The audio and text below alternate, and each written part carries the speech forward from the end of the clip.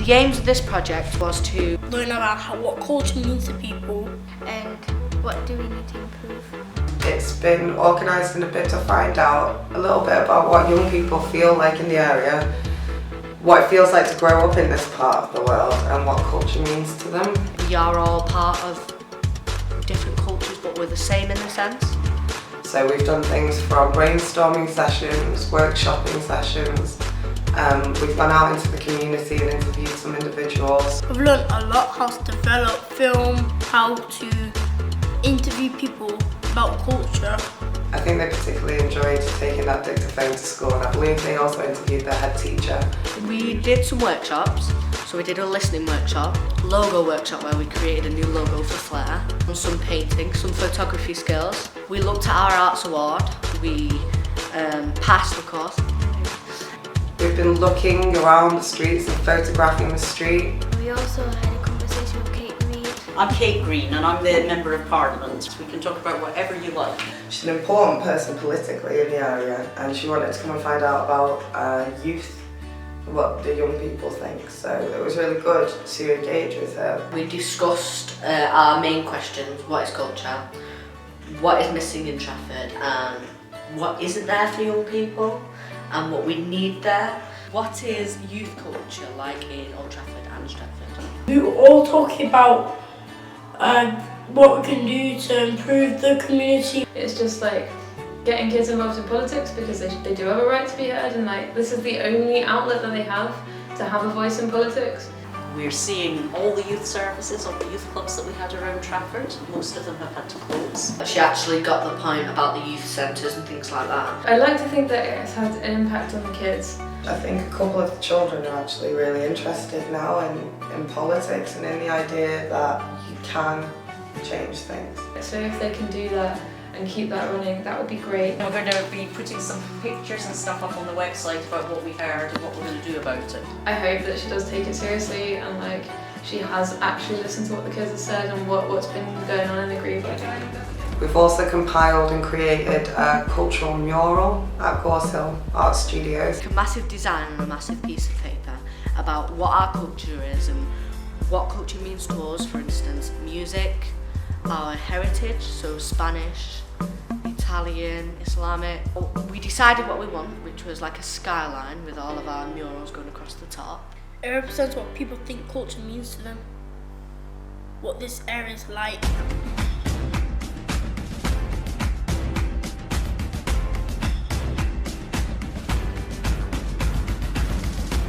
I've written like words people use in this area, like slang, lol. We're showing our culture, and we're doing paintings and stuff. And we decided what we want to go on the actual wall. So we put a quote on the wall which was, if you speak to a man in a language, it goes to his head. If you speak to a man in his language, it goes to his heart. Very deep quote. We've been able to collate our research sort of on that wall and use it as a good starting point for thinking more largely about what culture means and how we might like to make note of that in the area.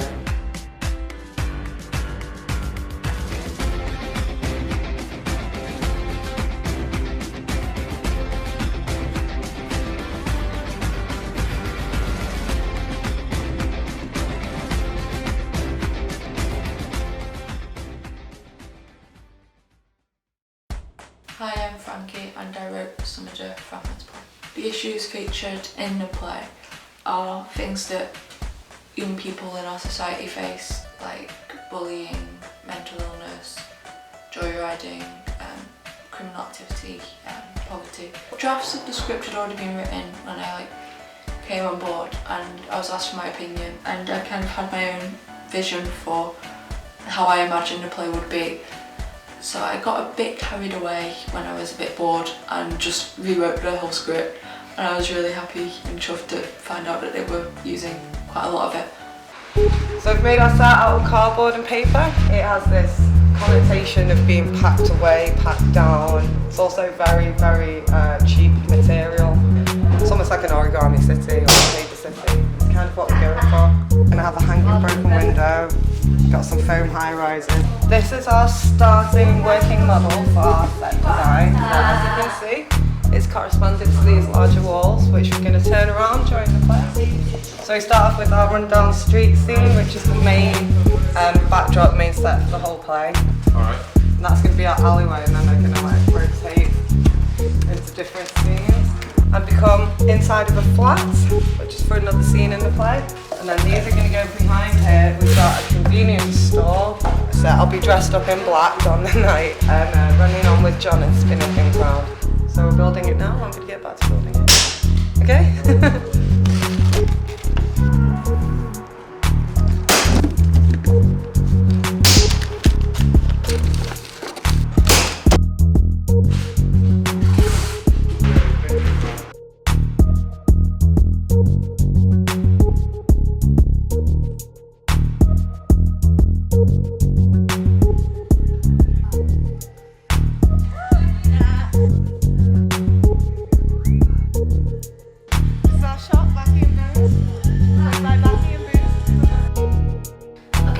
It's about teenagers and the issues that they face, like Day-to-day life. yeah, and what happens if life can go wrong for teenagers around here. You get to realise how it's like in this situation. Half the topics that we cover could happen to anyone. I think part of it is real life and then a bit of it is like exaggeration.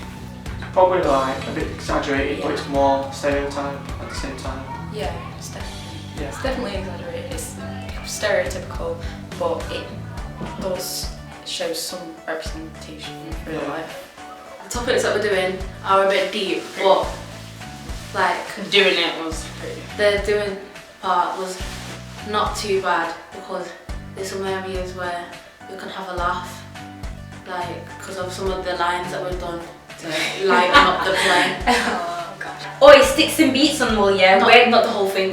Where do I start then? Yeah, I think it is a bit emotional and a bit uneasy, but yeah, it's really to enjoy. Just start. Yeah, I'll just start in. No, from near the end where I say my line. Basically, I love that adrenaline when I feel when I'm about to go up on stage. Just the next page. Chop chop, we've not got all day. But the real deal is basically this could help people in real life instead of making matters worse. You look scroll. Yeah, that's our favourite part. That's my favourite scene. That's like the best bit. We really hope you enjoyed this show that we're going to do, and it might be a bit emotional, but I really do hope you enjoy it. I just hope that everyone enjoys it. I hope some people learn from it. Yeah.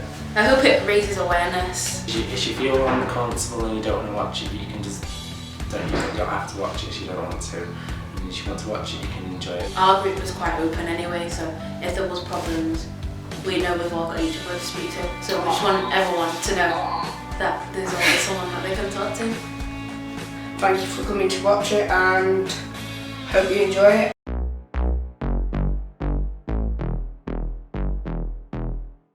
I've been sort of working with the young musicians, so I've been trying to sort of pull the music together and get everyone's ideas and opinions. So each person who wanted to do a song came with an idea of which song that they wanted to do. We had a volunteer drummer and guitarist and me on keys. It's a positive kind of experience of learning negotiation and teamwork and how to have fun with it as well. It should all work out fine.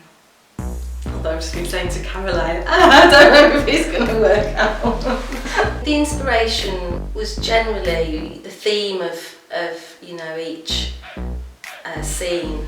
And there's a lot of dark scenes in there. Sort of looking at fragments and the issues that are covered, I think it's helped the young people to be able to discuss, what's happening.